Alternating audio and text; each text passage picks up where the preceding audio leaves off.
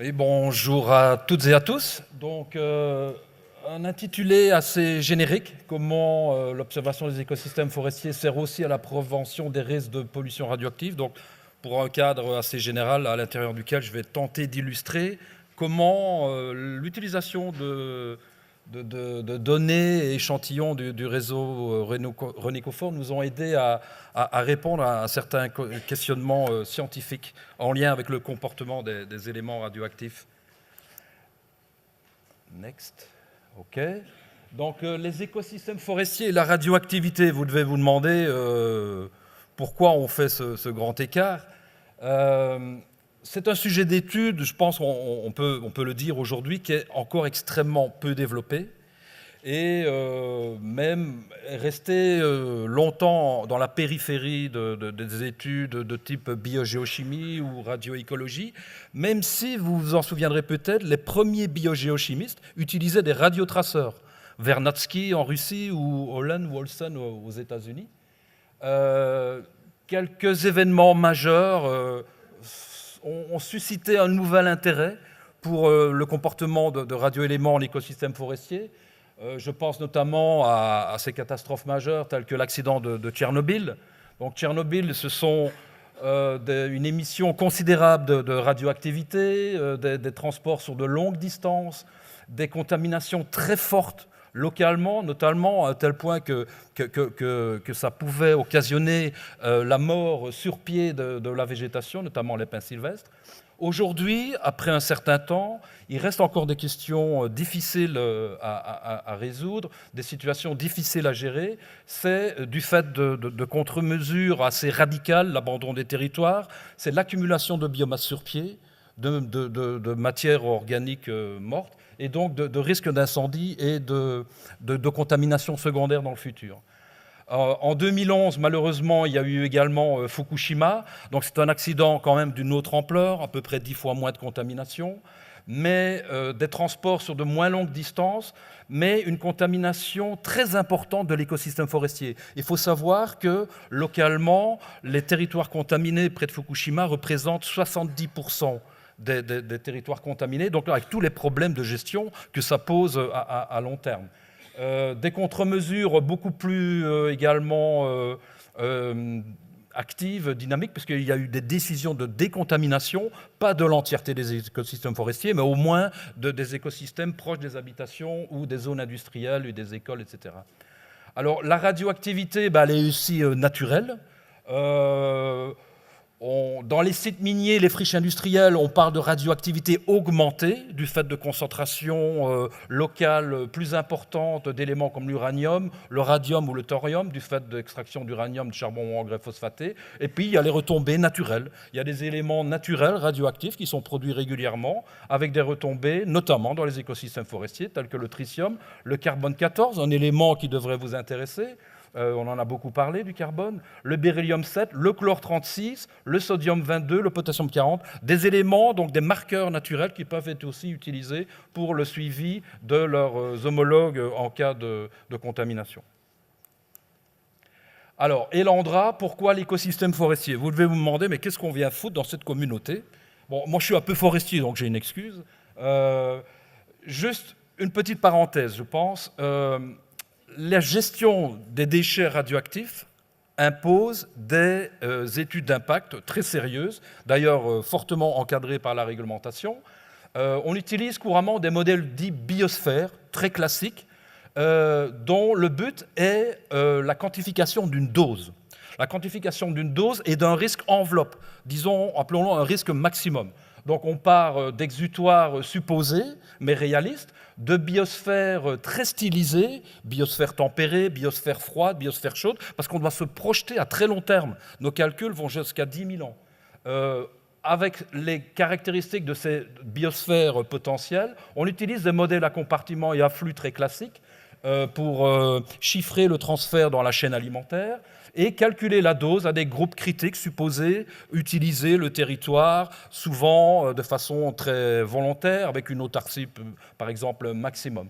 Donc on est dans une démarche très simplifiée et qui n'apportent pas toujours des réponses à certains questionnements scientifiques comme quelle est la biodisponibilité de l'élément, où va-t-il s'accumuler, quel sera son temps de résidence dans tel et tel compartiment. Donc on est aussi intéressé par développer des modèles plus dynamiques et plus réalistes qui viennent en support de ces outils opérationnels de calcul de dose et qu'on peut aussi utiliser comme outil de questionnement.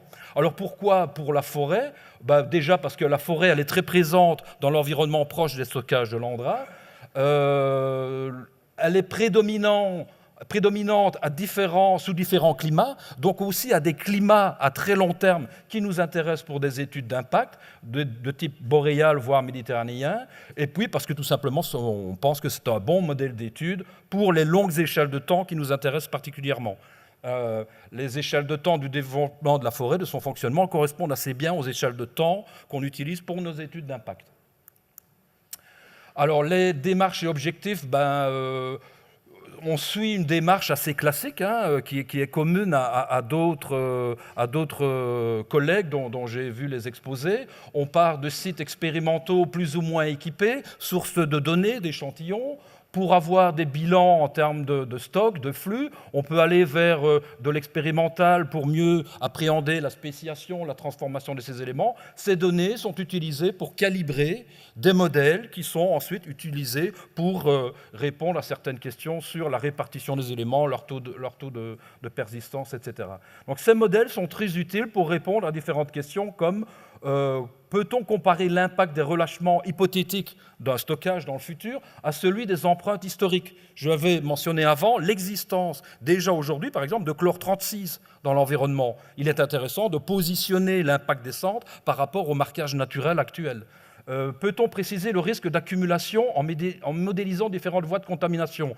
Les stockages sont surtout à l'origine de contamination potentielle souterraine. C'est très compliqué à modéliser ce genre de comportement, donc on doit passer par l'étude des cycles des éléments stables pour simuler des contaminations souterraines et l'injection de ces éléments dans le cycle naturel des éléments. Et puis enfin, pour vérifier la validité, tout simplement, des simplifications utilisées dans les modèles beaucoup plus opérationnels, et ce qui me permet d'expliquer pourquoi je vais focaliser sur le cycle du chlore stable, qui nous est bien utile pour modéliser celui du chlore-36.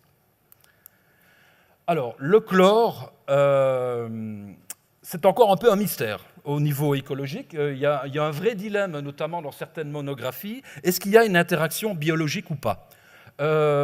On est face à une vision assez ancienne et encore très répandue qui semble, donc c'est rédigé dans des bouquins très sérieux, que le chlore organique, par exemple, ne peut être nécessairement d'origine anthropique.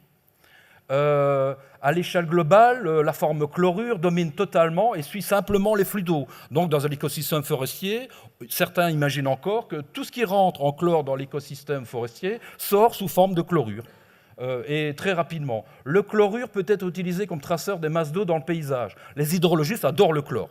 C'est un super traceur des flux d'eau. Et pourtant, il y a présence naturelle dans l'environnement de centaines de molécules organochlorées dont on sait qu'elles sont produites naturellement aujourd'hui. On les retrouve dans des tas de compartiments, les micro-organismes marins, les levures, les plantes terrestres, les lichens, et surtout le sol. Alors, où a lieu en fait des phénomènes qu'on appelle de chloruration de la matière organique. Oula, je vais être en retard.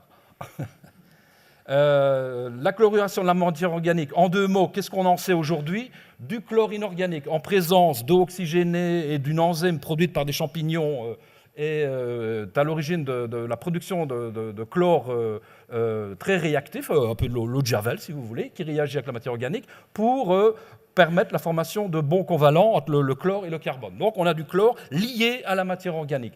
Quand apparaît cette chloruration de la matière organique, en fait, c'est surtout lors de la décomposition de la matière organique, lors des tout premiers stades de décomposition. Ici, on voit bien le saut entre les pourcentages de chlore inorganique et de chlore inorganique lors du phénomène de décomposition.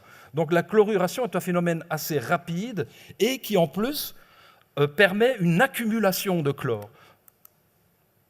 Donc, on s'est tourné vers le réseau de Renécofor pour estimer les stocks de chlore et aussi l'effet des conditions environnementales qui peuvent conduire à cette accumulation de chlore sous forme organique dans l'environnement. Donc on a travaillé avec le maximum de sites, dont ceux de Catanayat, pour avoir des données climatiques, mais également de végétation, l'humus, le sol. Donc on a eu à faire des échantillons de chutes de litière, d'humus, de sol minéral.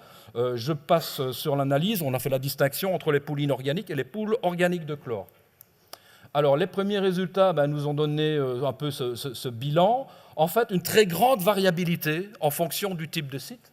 Dans la litière, des teneurs extrêmement variables, avec déjà un certain pourcentage de chlore organique. Maintenant, j'aimerais bien savoir, peut-être quand on aura collecté les litières, peut-être qu'il y a déjà eu une sorte de début d'humification, même avant la collecte. Mais ce qui est intéressant, c'est l'augmentation non seulement des teneurs en chlore total, mais de la proportion de chlore organique lors de la formation de l'humus. Mais c'est le sol minéral qui, malgré tout, conserve le rôle de stock de chlore, du fait justement de la persistance du chlore sous forme organique dans ce compartiment. Donc, de cette première vision, on a pu déduire que les humus agissent comme des bioréacteurs. C'est à ce niveau que se transforme le chlore et qui va être à l'origine de sa persistance dans le sol. Alors, l'humus est aussi le compartiment le plus réactif aux facteurs environnementaux. Ce graphe illustre très bien l'importance, tout simplement, de la quantité de matière organique dans l'humus. On a une très belle relation entre le pool de carbone organique et celui de chlore organique.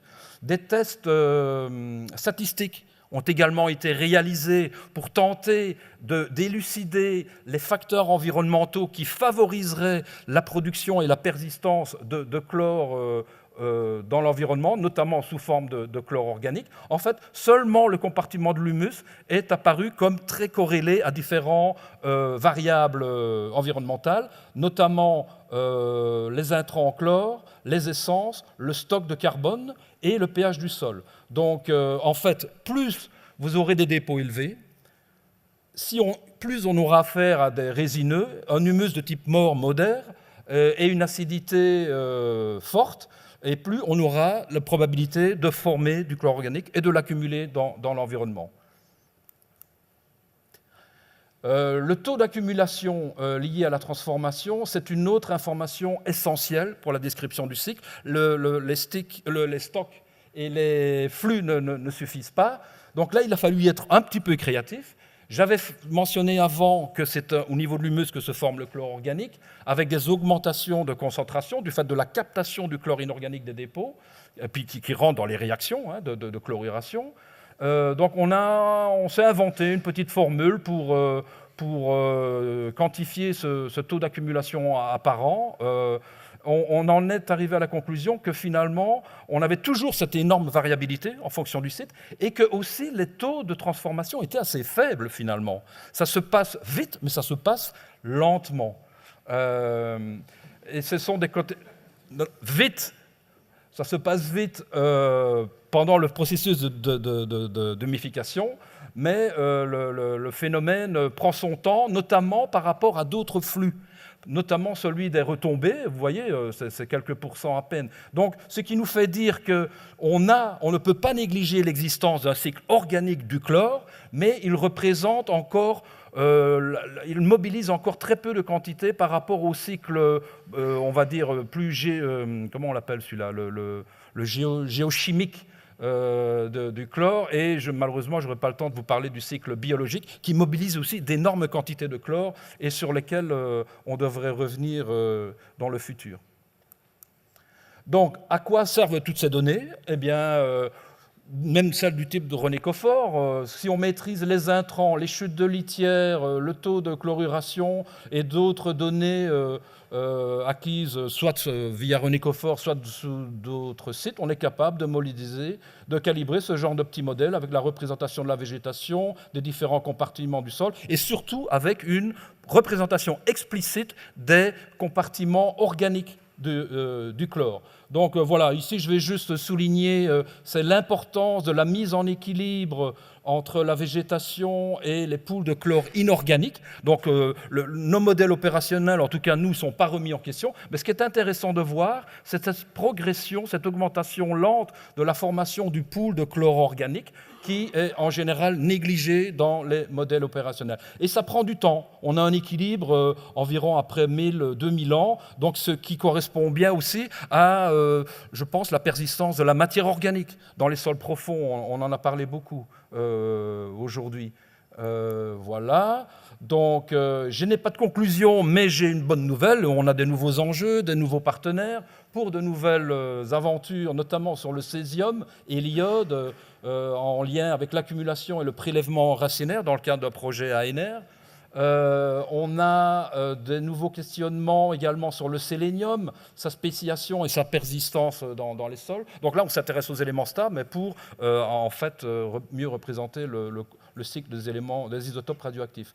Et alors, l'empreinte liée également au dépôt historique de chlore-36, soit les dépôts naturels, soit ceux liés aux tests nucléaires atmosphériques. Là, on va pouvoir bénéficier d'une toute nouvelle technologie qui est la spectrométrie de masse par accélération qui est mise en œuvre au CEREJ. Et je pense que ça sera même une première mondiale si on arrive à faire toutes les analyses qu'on a promis. Donc, pour le futur de René Coffort et ce que nous, on lui souhaite et ce qu'on se souhaite aussi à nous-mêmes, là, j'ai été très scolaire, j'ai repris les questions et j'ai mis la réponse.